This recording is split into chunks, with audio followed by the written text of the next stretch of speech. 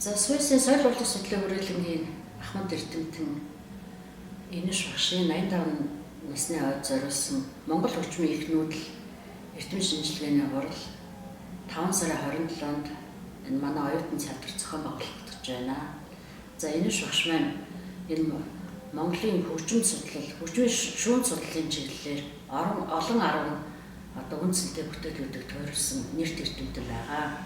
За багш маань өнгөрсөн хугацаанд бол ганц сэдвэд бүтээл 24-ийг тойрсон байна. Түүний энэ бүтээлүүдийн нэгэн төр Монгол хөгжмийн их нүүдэлгээд 5 бат бүтээл байгаа. Энэ бол хөгжим судлалын Монголын томоохон бүтээлүүдийн тоонд зайлшгүй орох тийм цаахан бүтээл байгаа. Бид энэ хурлаар энэ бүтээлийн нэрээр нэрлсэн юм аа. За багш маань энэ хугацаанд бол энэ эрдэм шинжилгээний өгүүлэл илтгэлүүдийг 100 гаруй илтгэл өгүүлэл нийтэлж тавьснаас нэлээд хэдийн бол гадаадын олон улсын хурал, олон улсын сэтгүүлүүд хэвлүүлсэн байна.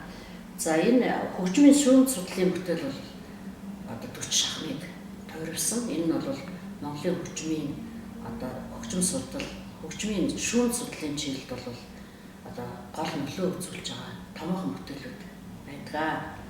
За мөн энэ язгуур урлаг соёлын бие төсөн үеийн чиглэлээр бол дарагтай судалгаанууд хийсэн.